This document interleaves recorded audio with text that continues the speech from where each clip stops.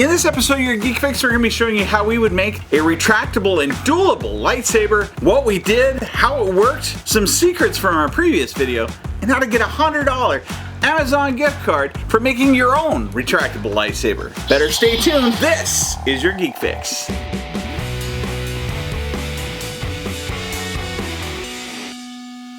So this is the week of May the 4th, an important date with Star Wars, also a pretty important date in relation to this channel. This is the 5th anniversary of our channel. It was 5 years ago that we started our channel with a Star Wars related video. We started our podcast 1 year ago talking about Star Wars, and each year I'll release a Star Wars related video in commemoration of May the 4th.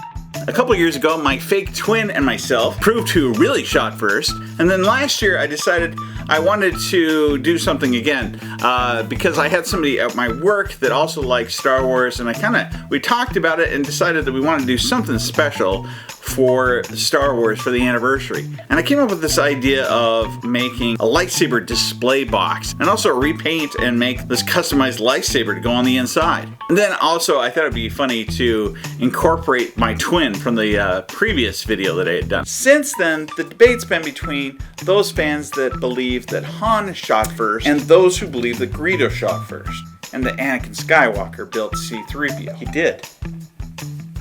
He did. The point is, I actually had a lot of fun making that original video. If you want to see something that's kind of cool, this effect is not a hard one. Literally all that it requires is that you film yourself in one spot, then film yourself again in the other spot, and pretend to carry on a conversation, which you can plan out and you can script. But I learned from that first video that some of the best scenes were actually where I was restating. I would say a line and then I'd try saying it again. That was explained in solo. Did you see that? It was explained in solo. Didn't you see that? That was explained in solo. Did you see that? And sometimes when you just take things, like if you just record yourself just randomly talking, and then record yourself randomly talking, put them together, you'll see this crazy conversation. In some cases, it just works out beautifully. It sounds perfectly, and that's what happened in that video. As we have more coming in the future, including why Lando Calrissian was wearing Han Solo's clothes. That was explained in Solo. Did you see that? It was explained in Solo. Didn't you see that? That was explained in Solo. So that wasn't a planned scene where I continually repeated things. It was just me restating the line, and yet the other me just looked like he was getting annoyed. There was nothing planned about that. That's just how those two videos happen to work out together. The way that you make it look like it's one picture is in Premiere, what you do is you crop over about halfway so that then you can see the two side by side, and then you just feather the edge so that it kind of blurs and it looks perfect. I decided in the last year's video that I wanted it to continue with that theme, and so throughout the video I kept interacting with somebody that was off camera, and so I duel with them, I touch fingers with them, and then at the very end, I out of nowhere, as I'm saying the closing, where I'm expecting that nobody will be expecting it, I suddenly ask the other person to come sit next to me. What? You know what? Why don't you come around? Wow, really? Sure, come on. Yeah. Comfy? And the way that I did this one different, that I thought would be more of a challenge and more interesting, is that I started in the middle and then moved over, and the other one would come and sit down next to me and fill that spot. So it would be a little bit harder to figure out, well, how did I move that line? What did I do? It's surprising how many people thought that I actually had a green screen behind one of them, and even said that they thought they could see like a green line or things like that. No, it is just pretty straightforward. If you slow it down or you look closely at the pillows that are behind me, you'll be able to see that it's not as clean as I had hoped because the pillows fell down, and so you can actually see the line as I'm moving in. Another kind of interesting fact about that particular video was that at the beginning I showed a scene that looks like an actual shot from Star Wars. It shows the Millennium Falcon taking off. Believe it or not, that wasn't from the movie. I even did something the year previous where I showed the Millennium Falcon take off and then also fly at the screen. What that was is this. This is an awesome toy. It's not cheap. Not easy to find now. Getting the parts is also difficult. But something interesting about this was when I started this channel, the first project that I planned to work on, the first thing I was planning to do was actually work on this Millennium Falcon and make it more movie accurate. But to date, I still haven't done that. But if you comment below, I'll get that video done. We'll do something really cool with it. That was all the more that I was planning on doing with this video initially, because I was doing a project that honestly I needed to be done by May the 4th, because I was going to give it to her on May the 4th, and I wanted to release the video on May the 4th. And then a couple things happened. One was that I thought it would be kind of cool to actually have her reaction and put it into the video. So I thought, well, I could get her reaction that morning, then just edit it into the video at the last second, and then release the video real quick. And that was my initial plan. And then that same week, within that same week when I was working on the video, Disney's Star Cruiser, in case you're not familiar with it, Walt Disney World has a themed hotel experience, which actually, speaking of which, right at this very moment, you could win that experience through Disney. I'm not the one that's offering that, but at the same time, it's an experience that now multiple people have gone on. You can see it documented all over the internet.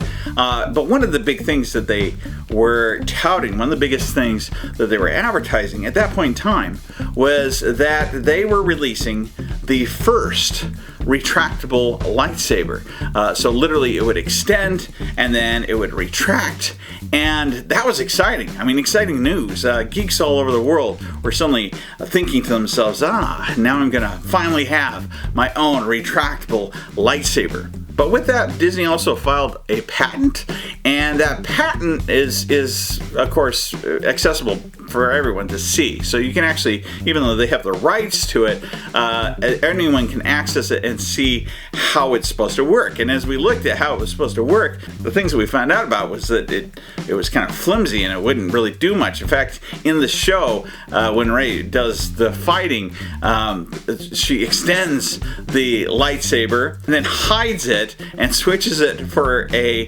duelable lightsaber, which then she also switches back, I think, later on to be able to retract it. So it wasn't exactly everything that everyone had hoped, but it's still new enough information. And not only wanted to incorporate how that lightsaber worked in the video, but also I wanted to talk about how I thought it should be done. Because as soon as I saw it, I thought, well, there's plenty of other ways I could think of that this could be done.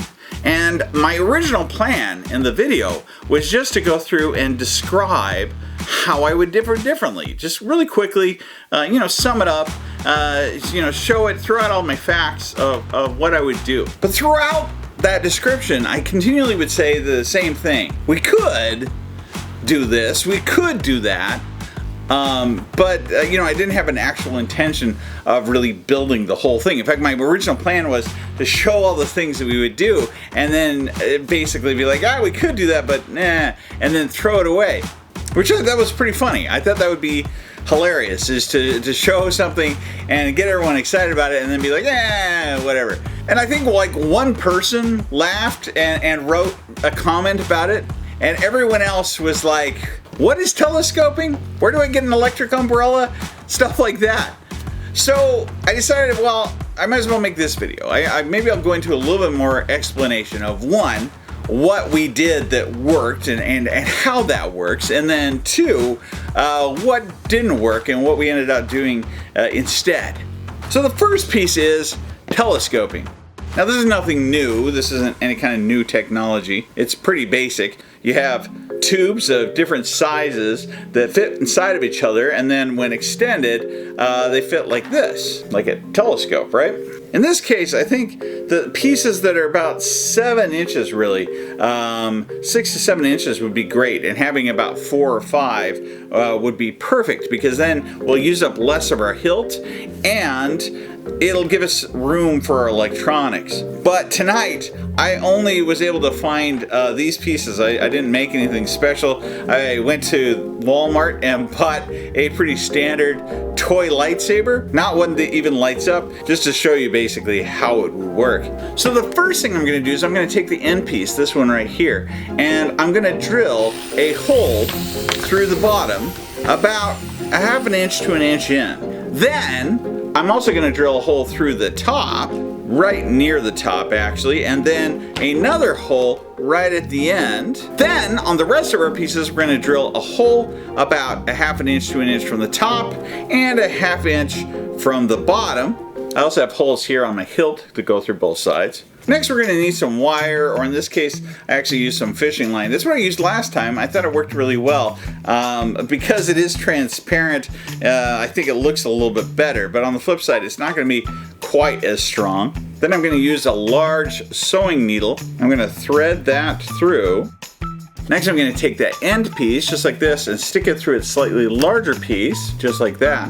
And then I'm going to line up that hole that I drilled. And then I'm going to thread that needle through both sides, just like this. And I'm going to pull that string, so I've got quite a bit on both sides. We kind of want an even amount of string and quite a bit of it that we can play with.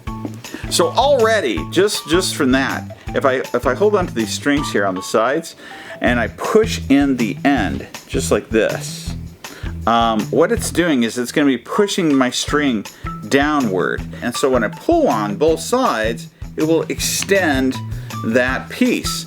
And so we want to keep that principle going. So now I'm going to take the string from the side and I'm going to bring it down along the side here to the bottom where I have my other hole. And I'm going to stick that same string through my bottom holes on both sides.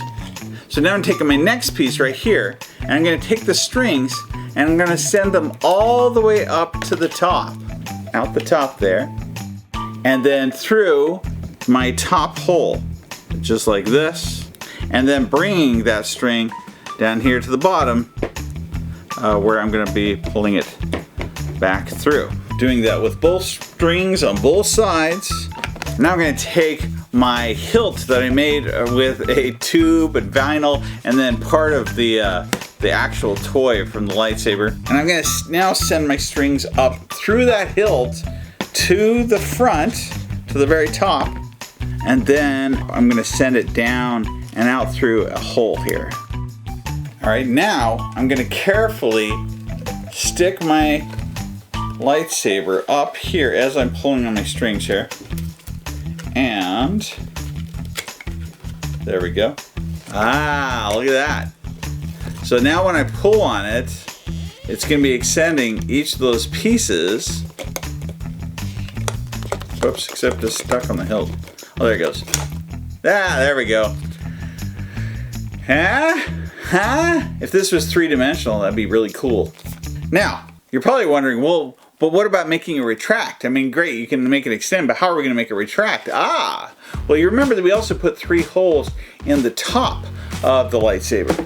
What we're going to do is, we're going to take another, I'm going to stick it through these top 2 holes, and then we're going to send it down through this hole right here, all the way down to the bottom. And then up here, what I'm going to do is I'm going to tie this around so it has a nice knot at the end. And so if I did it right, it should extend when I pull it out like this. And then when I want it to retract, I'll pull on that middle string, which will make it retract like that. And so it's nice and smooth. It looks pretty good. The best part about this is that once when it's extended, not only is it nice and stiff, I mean it is nice and tight to the point that it is easily duelable. So for that reason, it's just as good as the normal toy, only retractable, right? But what about lighting, right? How am I going to light it? I like this stuff. It's become really popular over this past year. This is LED filament. Typically when I get it, it looks more like this. It's kind of rubbery, but it would also kind of break pretty easily. Some that you can get out there though have this nice strong plastic coating on the outside, And also, it's already pre-done, so you don't have to go through and solder things. It's already wired and ready to go. But either way, we can attach this kind of lighting to our middle string, so running it all the way up to the very top on the inside. The downside is, in this particular lightsaber, you can't tell that it's on. It's just not bright enough, and this plastic is just way too thick. It's not made for being lit up. Ideally, you'd want to use something like this, plastic that's a little bit more transparent or translucent. So just to show you what it would look like lit up, we could use some thicker LEDs like these, and that can give me this effect. You can't really even see it because the lights are on. But now the question is, how do we mechanize that? How do we make it so I don't have to pull on strings with my hand anymore? So I decided to use spools that would have the outer strings attached to the outer spools and the middle string attached to the middle spool. They're wrapped in two different directions. This way, when the outer spools are tightening the strings, the inner spool will be releasing or loosening the middle string. And then when retracting it, the other way around. Now, how do we turn those gears? Well, last time I took apart my favorite wireless screwdriver, the downside to that is I can't buy it again. But you could use any small high torque, high RPM motor to do the same job. In my case, I used a two-way 6-volt motor. The downside was I also didn't have a cutoff, a way to keep it from going too far, so the strings would break, things like that. But either way, we still made something that can extend and retract, dual and light up. But at the same time, there were still some things I didn't like about this that Disney was able to do with theirs that looked more realistic. This looks too much like the toy. I mean, it looks like it's telescoping. And I wanted something that looked a little smoother and more realistic, and I could light better. And of course, when I get into these kind of projects, I always think, what is it that's already out there? What is it that already does what I'm basically trying to do? And the first thing that I thought of was an electric umbrella. There's a couple of these that were out there. The problem was that they were slow and short and not exactly lightsaber material, but it also gave me the idea that I could do something similar. So I took apart an umbrella, which I didn't remember taking apart the last one, or how difficult it was, or how dangerous it was. Please don't do this at home. I don't want anyone losing an eye or something. But the thing I did learn from it was the design. I like the fact that it fits so well. I like the shape of it. It kind of has an octagonal shape. And so it doesn't twist or turn, so it keeps my wire nice and straight on the inside. I also like the fact that it's locking, which I found that with that string that we would run up on the inside could technically pull in that mechanism for it to be able to retract. For the most part, we'd be using the same strategy as we did on the other lightsaber. So the string is attached to the bottom of the inside rod, runs up and over the edge of the outside rod, coming down on the outside, so when that string gets pulled, it would extend. But the thing that's even better that I noticed was I didn't need two wires anymore. A single wire would be able to pull this, and most of these umbrellas also have a groove, a little channel on the inside, which is perfect for that wire to run up and down. I also figured out that I could have a single string that would run all the way from the outside to the inside and attached by a single spool. So when it spun, it would pull from the outside and release on the inside. And of course, that'd be a lot stronger too. So it seemed like all we needed to do is just throw some lights on it and boom, working lightsaber, right? Wrong. Again, remember, I only had like hours left at this point in time. So I had something that technically could work, but I couldn't get it to work. The only thing I could do was get it to retract, just kind of by gravity. It would slide down. But extending it, no. Also at this point, I was talking about a lot of things that were existing technologies, things that could be used to make a really cool lightsaber. I talked about using things like stretchy polymer lights, which is a real thing. It's existing, it's very cool. The downside is it's really expensive, hard to find. But I was able to create something that kind of looked like it would look. I also talked about a lot of other mechanisms which were just theoretical, and I was able to show 3D models but never built. Again, this was just to show basically what you could do, what we could do, but I wouldn't be able to pull off in that amount of time or with my budget. So technically we did build an extending version that's basically like the toy, and that works adequately, but the more fancy version could only retract, which is what we were trying to build, was a retractable lightsaber, but it could only retract. So if it could only retract, how exactly did we show it extending? And the answer to that was just simple movie making magic. We just put it in reverse. So the way it really looked was like this. Which is still a pretty cool effect. If you're looking at trying to film something and you wanted to have that effect, it's pretty straightforward. As far as the end scene, it was just collapsing down into the hilt. And then I did my closer where I threw it away. Now, I did have the intention of eventually getting back to this project, but I've had other projects that seem to keep distracting me, and I wasn't even going to make this video until probably about November, because I did have some ideas in my head. I've got some things that I've actually tried experimenting with.